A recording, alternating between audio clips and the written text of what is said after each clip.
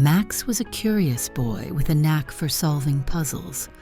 In the quiet town of Meadowbrook, where nothing exciting ever happened, Max longed for adventure. His favorite pastime was watching trains from the old railway bridge, even though the tracks hadn't been in use for years. One summer night, as Max lay in bed staring at the stars, a faint sound reached his ears. It was the rhythmic clatter of train wheels on tracks. Max sat up, his heart pounding. "That's impossible," he whispered. "The train stopped running years ago." Throwing on his jacket, Max grabbed his flashlight and raced to the railway bridge. There, beneath the moonlight, he saw it, a sleek, black train with silver details, steam hissing from its engine as it rolled down the old tracks. "What in the world?" Max muttered, stepping closer. The train came to a stop, and its doors slid open with a soft hiss. Inside, golden light spilled out, but there were no passengers, only empty seats and a faint hum that seemed to beckon him. Max hesitated, but his curiosity won out. With a deep breath, he stepped onto the train. The doors closed behind him, and the train lurched forward, whisking Max into the unknown. The inside of the train was unlike anything Max had seen before. The seats were plush, the walls gleamed with gold and silver accents, and the air smelled faintly of lavender and old books. Max walked down the aisle, his footsteps echoing in the silence. Suddenly a voice broke the quiet. "Welcome aboard the midnight train, young traveler." Max turned to see a tall man with a top hat and a neatly trimmed beard. His eyes sparkled like stars, and his smile was kind but mysterious. "Who are you?" Max asked. "I am the conductor," the man replied, bowing slightly. "And you, Max, are a special passenger." Max frowned. "How do you know my name, and where is this train going?" The conductor gestured toward a window. Max looked out and gasped. The train was no longer traveling through Meadowbrook. Instead, it raced through a strange, shimmering landscape filled with glowing trees and swirling skies. "This train journeys through time and memory," the conductor said. "It carries the stories of those who once traveled these tracks. Tonight, Max, you have been chosen to uncover a mystery." Max's pulse quickened. What mystery? The conductor's eyes twinkled. The midnight train's last journey ended abruptly, and its story was never finished. To set things right, you must solve the puzzle of its final destination. The train slowed, and the conductor led Max to a small compartment filled with artifacts, old maps, dusty journals, and faded photographs. "These are pieces of the train's story," the conductor explained. "Each clue will guide you closer to the truth." Max picked up a journal and opened it to a page filled with hurried handwriting. It spoke of a strange storm and a hidden place called the Whispering Junction. "What's the Whispering Junction?" Max asked. "It is where the train disappeared," the conductor replied. "But beware, the way is not straightforward." Max studied the map, tracing the route to the junction. As he worked, the train entered a dark tunnel, and shadows danced across the walls. Strange whispers filled the air, sending chills down Max's spine. "Stay focused," the conductor said. "The shadows are echoes of unfinished stories. They will try to distract you." Max gripped the journal tightly and ignored the whispers, his determination growing. "I'll solve this mystery, he vowed. The train emerged from the tunnel and stopped at a misty station. The sign above read, "Whispering Junction." Max stepped out, the air thick with fog and the sound of faint whispers. The station was eerily empty, save for a glowing compass on a pedestal. Max approached it cautiously. "What's this?" he asked. "The compass of memory."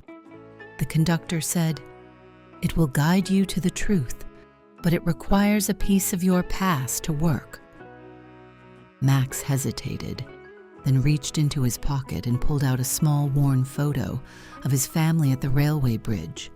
He placed it on the pedestal, and the compass glowed brighter, its needle spinning wildly before pointing toward a dense forest beyond the station. "The forest holds the answer," the conductor said, "but tread carefully. Memories can be powerful." Max entered the forest following the compass. The trees glowed faintly, and the air shimmered as if the forest were alive. With each step, Max saw glimpses of the past, passengers boarding the train, laughter and conversations, and the storm that had ended the midnight train's journey. The compass led Max to a clearing where a grand broken clock tower stood. Its hands were frozen, and the air buzzed with energy. "This is where it happened," Max murmured. As he examined the clock tower, he found an old conductor's logbook tucked inside a compartment. It described how the train had been caught in a storm and derailed from its intended path. The passengers' memories had been trapped, unable to move on. Max's heart ached. "How can I fix this?" The conductor appeared beside Max. "The clock tower is the key. To restart it, you must reconcile the past and the present. Place the compass of memories in the clock's heart." Max climbed the clock tower, the compass glowing brightly in his hands. At the top, he found a hollow space where the compass fit perfectly. As he placed it inside, the clock began to tick, its hands moving for the first time in decades.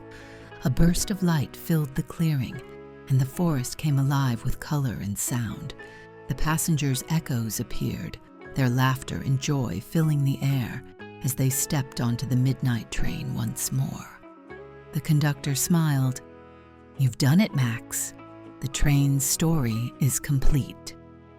The midnight train returned to the Whispering Junction, now vibrant and full of life. Max boarded the train, his heart full of wonder and pride. The conductor approached him, holding out a small token, a golden train whistle. "For your bravery and curiosity," the conductor said. "This whistle will always guide you to the midnight train, should you ever need it." As the train carried Max back to Meadowbrook, he felt a sense of fulfillment unlike any he'd known.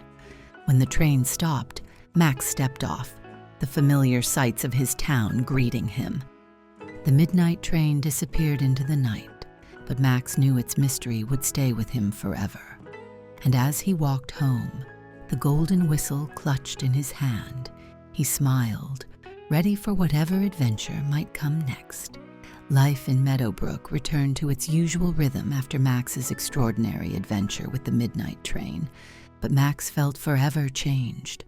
The golden whistle, a memento from the conductor, rested on his desk, gleaming softly in the sunlight. Though he continued his everyday routines, Max often wondered if the midnight train might need him again. One crisp evening, as Max watched the stars from his bedroom window, the golden whistle began to glow faintly. Max picked it up, his heart pounding with anticipation. "Is this it?" he whispered to himself. When he brought the whistle to his lips and blew softly, a low, melodic sound filled the air. Moments later, the familiar clatter of train wheels echoed in the distance. Max raced to the railway bridge, where the midnight train stood waiting, steam curling into the night sky. The conductor stepped onto the platform, his starry eyes twinkling. "Good evening, Max. Are you ready for another adventure?" Max grinned. "Always. What's the mystery this time?" The conductor gestured toward the train's windows, where a faint, golden glow pulsed. "A new passenger has joined us, an echo of the future. This time, the train isn't visiting the past. It's traveling forward to a destination unknown, and it will need your help to complete its journey. Max's curiosity flared. An echo of the future? What does that mean? Some mysteries cannot be solved alone, the conductor said. Come aboard, and we'll uncover the answer together. The midnight train pulled away from Meadowbrook, its engine humming with a strange, otherworldly energy.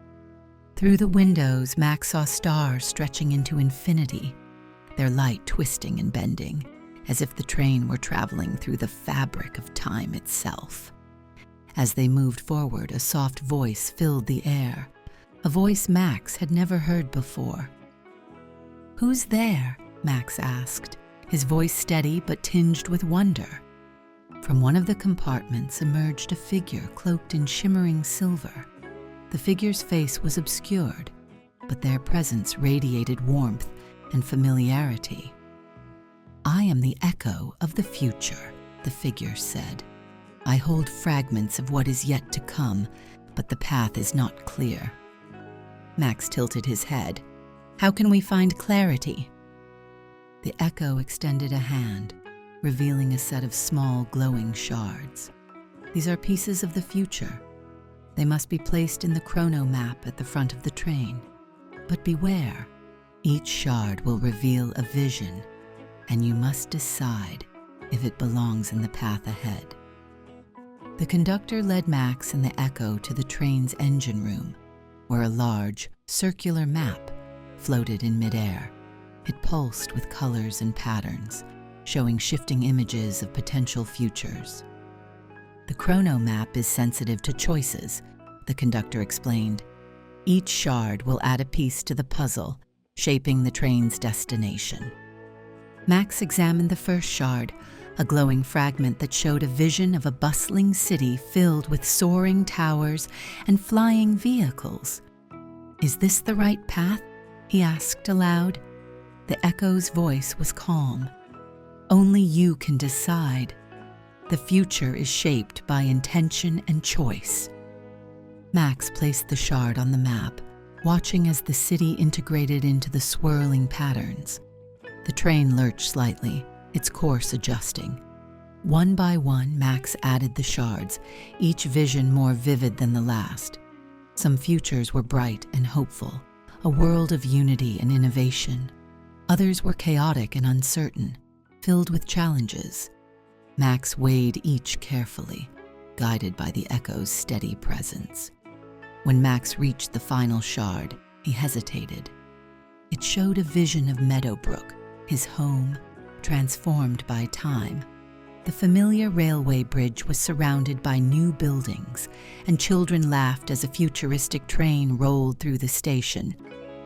"It's Meadowbrook," Max whispered, his heart tugged by both nostalgia and excitement.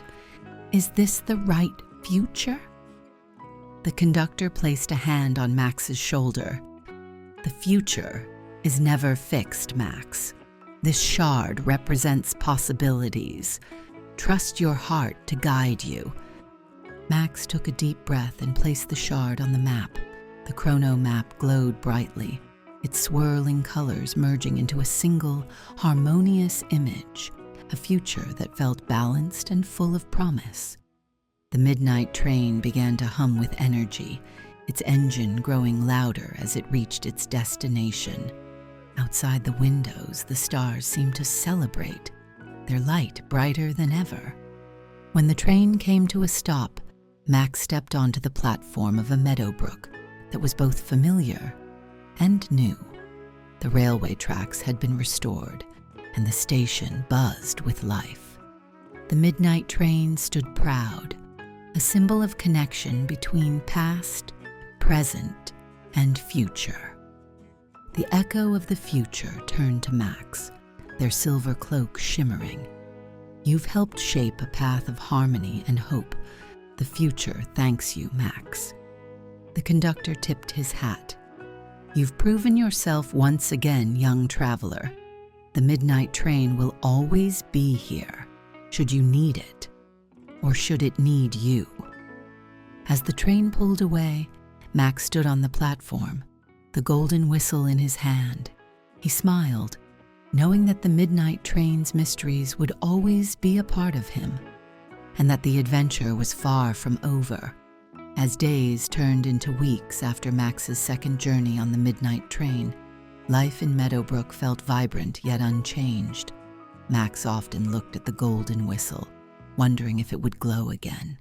He longed for another adventure, but was content knowing that the train had left its mark on his heart. One quiet evening, as the stars glittered above the railway bridge, the whistle began to hum softly. Max grabbed it, his pulse quickening. This time the whistle didn't just glow, it emitted a faint melody, as if calling him to something even more extraordinary. Max raced to the tracks and found the midnight train waiting, its silver and black surface gleaming under the moonlight. The conductor stood on the platform, his top hat slightly tilted and a mysterious smile on his face. "Back so soon?" Max asked, stepping aboard. The conductor chuckled. "The train has another journey, Max, but this one is different. It's not a mystery to solve. It's a story to uncover." Max raised an eyebrow. "A story?"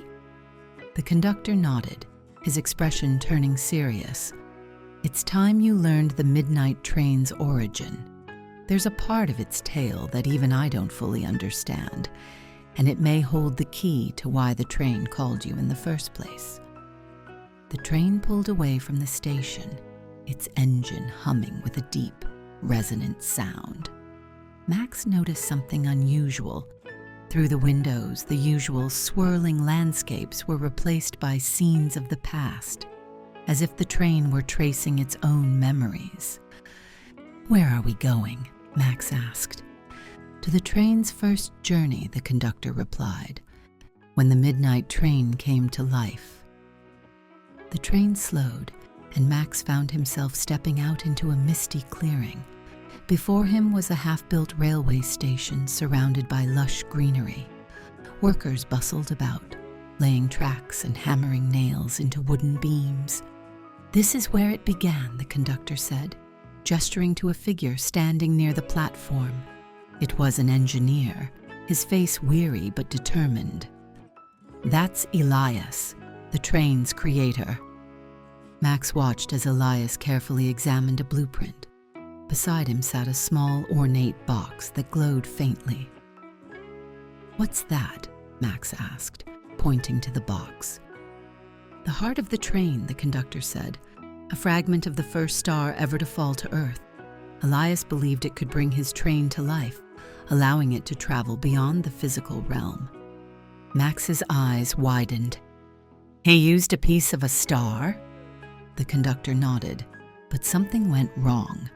On the train's maiden voyage, a storm disrupted the heart's connection to the train, scattering fragments of its magic. That's why the midnight train has always needed help. Its story is incomplete. As Max watched, the scene shifted. The storm that the conductor described swept through the clearing, its winds howling and scattering tools, papers, and glowing fragments of the heart.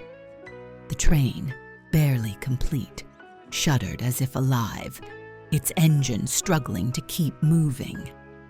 Elias stood in the storm's center, his hands shielding the glowing box. "Stay together, now," he shouted to the workers, but the heart pulsed once, then broke apart, its light fading into the storm. The conductor sighed.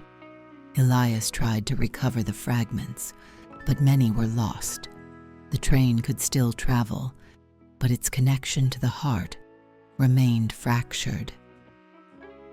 Max felt a pang of sadness. So the midnight train has been searching for its missing pieces ever since. "Exactly," the conductor said. "And now, Max, the train believes you can help it find the final piece." The train began moving again, its engine thrumming with purpose. Max and the conductor returned to their seats, where the chrono map reappeared. This time, its surface showed a single glowing dot in a far-off realm. "The final fragment of the heart lies here." the conductor said, pointing to the map. "But it won't be easy to retrieve. It's guarded by an ancient force that protects lost magic." Max clenched his fists. "I'll do it. The midnight train has given me so much. It's time I give something back." The conductor smiled, his starry eyes gleaming. "I knew you'd say that." The train stopped in a surreal landscape of floating islands and swirling mist. Max stepped off, feeling the weight of the journey ahead. The air was charged with energy, and in the distance, a faint, golden glow pulsed like a heartbeat. "That's it," Max said, pointing toward the light. He made his way across a series of stone bridges, each one crumbling slightly as he stepped on it. At the center of the largest island stood a towering figure made of swirling light and shadow. Its voice boomed like thunder. "Who dares seek the heart's fragment?" Max stood his ground. "I'm here to complete the midnight train's story and restore what was lost." The figure's form shifted, its voice softer now. "Many have tried to claim the fragment, but only those with true intention can pass." The figure conjured a series of illusions, visions of Max's greatest fears and doubts. He saw himself lost, the train derailed, and the heart fading forever. But he closed his eyes and remembered why he was there: to help the train and honor Elias's dream. "I believe in the train's magic," Max said firmly, "and I believe in myself." The figure paused, then bowed. "You have proven yourself worthy." The golden fragment floated into Max's hands, warm and pulsating with energy. Back on the midnight train, Max handed the fragment to the conductor, who placed it inside a compartment near the engine.